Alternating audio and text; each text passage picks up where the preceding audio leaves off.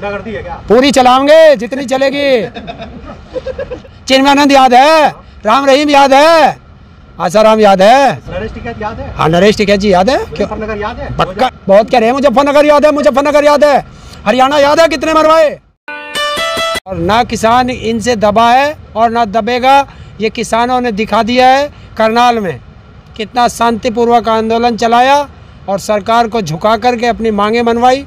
वहाँ की किसानों का और वहाँ के जो पदाधिकारी थे उन सब का बहुत बहुत धन्यवाद करता हूँ मैं कि कितना शांतिपूर्वक उन्होंने आंदोलन चलाया। बीजेपी के खिलाफ है, बीजेपी के खिलाफ इसलिए कि चाहते कि सत्ता मिले। हम बीजेपी के खिलाफ नहीं हैं, हम भारत सरकार के खिलाफ हैं, हम उत्तर प्रदेश सरकार के खिलाफ हैं, हम उत्तराखंड सरकार के खिलाफ हैं, हम कांग्रेस के भी खिलाफ हैं। पंजाब में जहाँ जहाँ जो सरकार हैं जो किसानों का शोषण कर रही हैं उन सब के खिलाफ हैं हम। आप मानते हैं इस बात को कि बीजेपी को सबसे बड़ा घाटा, जो सबसे बड़ा नुकसान उठाना पड़ रहा है किसानों को? यार सरकार किसकी है? बीजेपी की। तो बीजेपी लड़ाई उनसे ही होगी ना। और तुम चाहोगे कांग्रेस से लड़ें? वो तो ये चाहती है। इस देश का दुर्भाग्य है। आप ये भी मानते हैं कि सवाल सत्ता से होता है, विपक्ष से नहीं। तो सवाल सत्ता से कर रहे हैं हम लोग। विपक्ष से भी तो सवाल होता है। अरे विपक्ष भूमिका तो नहीं निभा पा रहे। अब विपक्ष नहीं मारा तो हम डंडा तो मारेंगे नहीं। हम तो देखेंगे ना कि कौन इस आंदोलन में देश बचाने की इस भागीदारी में साथ है, कौन आंदोलन में लड़ रहा है और कौन आरएसएस की तरह रजाई ओढ़ के घर में सो रहा है। आप जिस तरह से बीजेपी को डंडा कर रखा है आप लोगों ने, हाँ इसको भी डंडा कीजिए। क्यों करें हम कांग्रेस को? सरकार है, सरकार ने फांसी का फंदा घेरा हमारे गले में, हम सरकार से लड़ेंगे। जब कांग्रेस, जिस टाइम कांग्रेस थी हम कांग्रेस से लड़ते थे। कांग्रेस नाकारा थी, उसे हटा के इससे अच्छा समझ के लाए थे। हमें क्या पता नालायक हटा के हम महानालायक ले आए।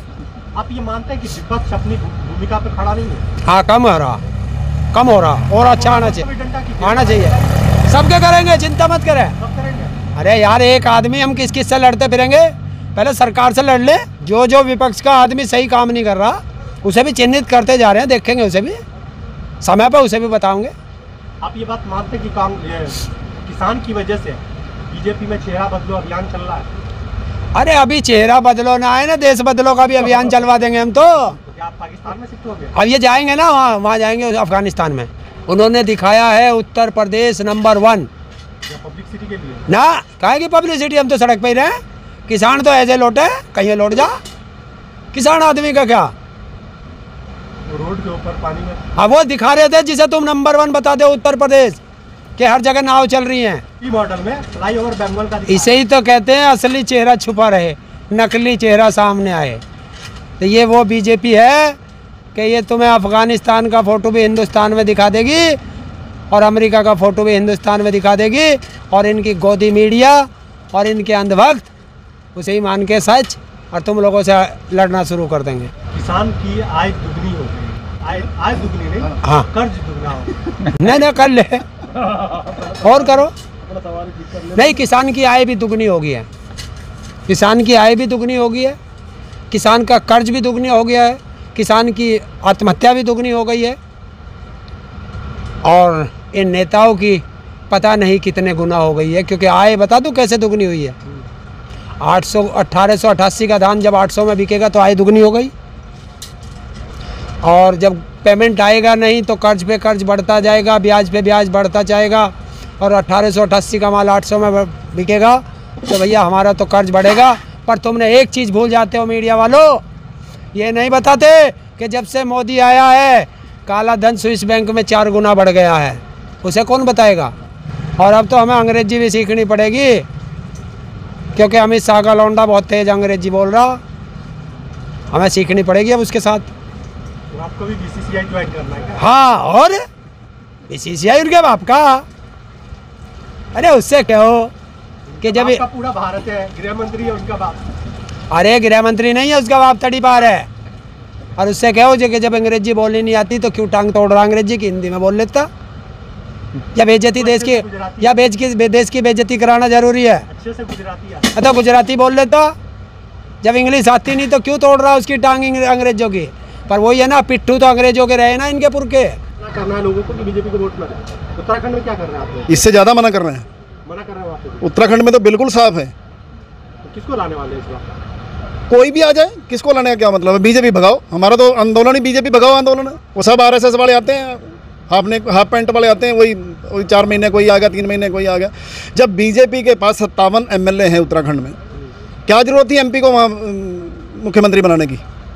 तो यूपी में भी एमपी बना हुआ मुख्यमंत्री। तो ऐसा ही तो होता है ना। ये काबिल लोग हैं ही नहीं, 57 में से इन्हें एक भी नहीं मिला जो सीएम का कैंडिडेट बन सके। उसी को तो भुगत रहे हैं ना।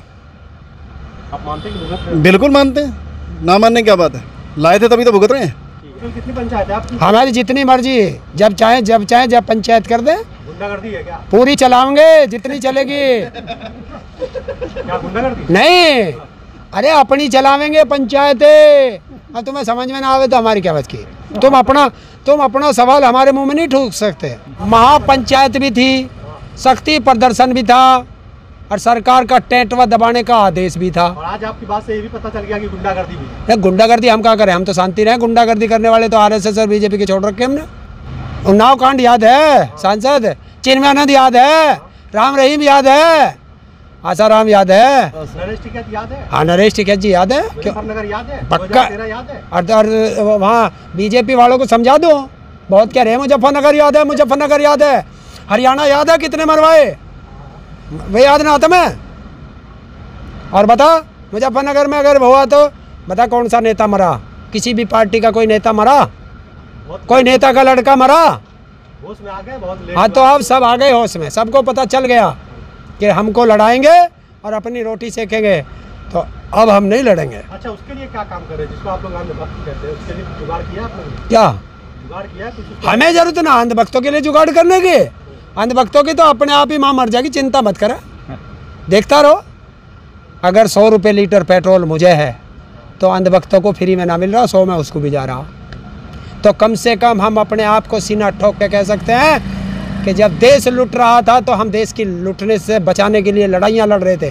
वे क्या कहेंगे अपने बच्चों से? गैस का सिलेंडर 900 रुपये का हमारे आ रहा तो उनके भी 900 का ही आ रहा। वो क्या कहेंगे जो आज़ादी के से पहले किया उन्होंने, वो आज भी कर रहे हो, क्या कहेंगे? बस तो यही तो मैं तुम्हारे मुंह से सुनना चाहता था, पत्रकारों के मुंह से, कि आप जो है हमसे ही कहलवाते हो, हम तुमसे भी कहलवा देते हैं।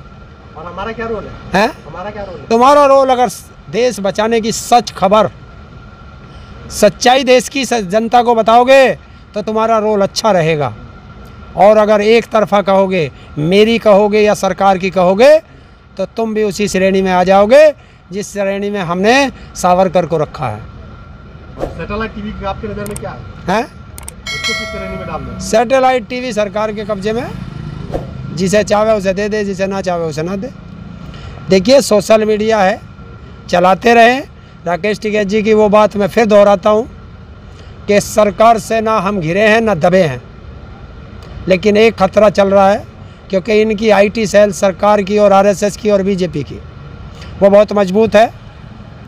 हम उसमें कमज़ोर हैं, किसान उसमें कमज़ोर है। तो हम अपने युवाओं से कहते हैं कि इनकी आईटी सेल का सही से जवाब दें, मुँह तोड़ जवाब दें, और हर बच्चा आईटी सेल को इनको जवाब देने के लिए सक्षम हो जाए। बाकी लड़ाई के लिए बुजुर्ग आदमी बहुत बढ़िया, बस तुम कमरे में बैठ के इनके कमरे का जवाब देते रहो। तो इनकी ट्विटर वाला जवाब, फेसबुक वाला जवाब इनको देते रहें हमारा युवा। बाकी लड़ाई लड़ने के मैदान में तो हम तैयार खड़े हैं बुजुर्ग लोग। हाँ, इनकम टैक्स ये सर्वे करता है, ये सब बेवकूफ़ बनाएंगे दुनिया का, लेकिन जनता समझदार है, वो पकड़ लेगी अपने आप।